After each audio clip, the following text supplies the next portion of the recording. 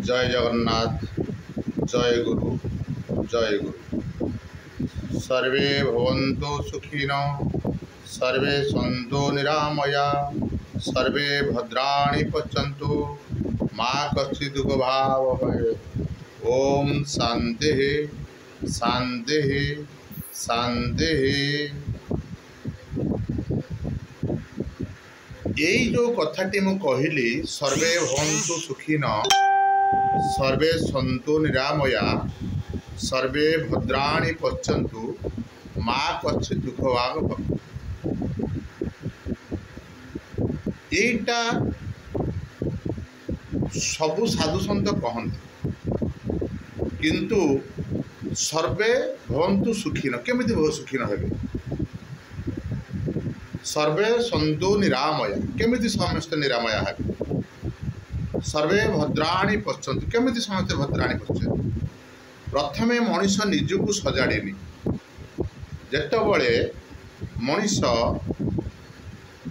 निज देह सफा करने को साबुन व्यवहार करुच्ची, निजर कपड़ा सफा करने को सर्फर व्यवहार करुच्ची, जेतबळे कान सफा करने को कान कड़ार सफा व्यवहार करुच्ची, जेतबळे निज नाक भी सफा करुच्ची, जेतबळे दांत सफा करने को ब्रश व्यवहार करुच्ची, सेमती मन सफा करने को कौन व्यवहार करुच्ची?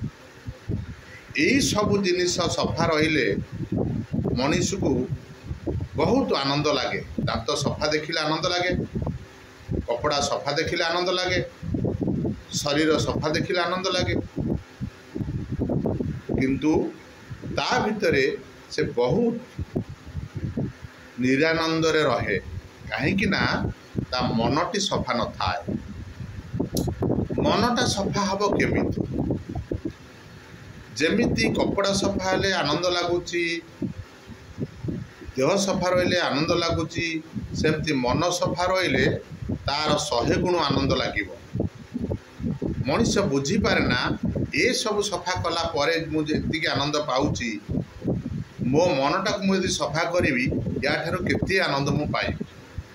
गोटे टंका थले भी आनंद नाही, गाड़ी घोड़ा अनेक थले भी आनंद नाही, शरीर सुस्थ थले भी आनंद नाही, शरीर असुस्थ थले भी आनंद नाही।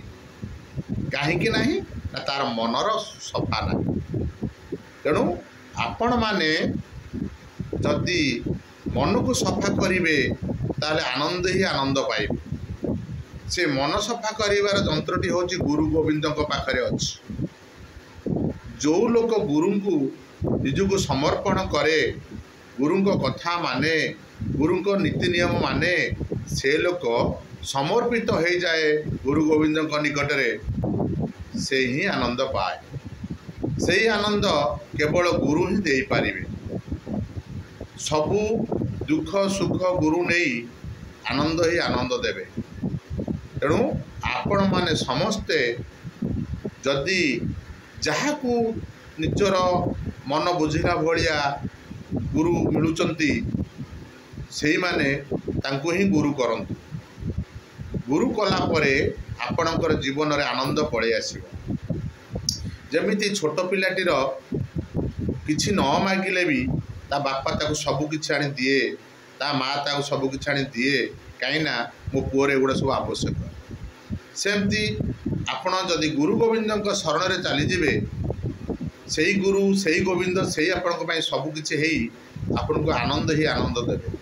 आपण मनरु सबु मଳି सफा करी आपण को सुस्थ आउ सुंदर जीवन यापन करिवार मार्ग दर्शाइबे, जहाँकि आपण एते सुंदर मनीष होइजिबे, एबे एते भद्र मनीष होइजिबे, आपण को अन्य मान देखिले माने एते खुशी हेबे जा हाउ ये लोकटी गुरु करिबा जोगु एते आनंद पाइछि। जेमिति सुना मुंडा हेथिबा अवस्था रे तार किसी मूल्य सुंदरता आसे ना, ताको अलंकार कला परे तार सुंदरता आसे, सौंदर्यता बढ़ी जाए।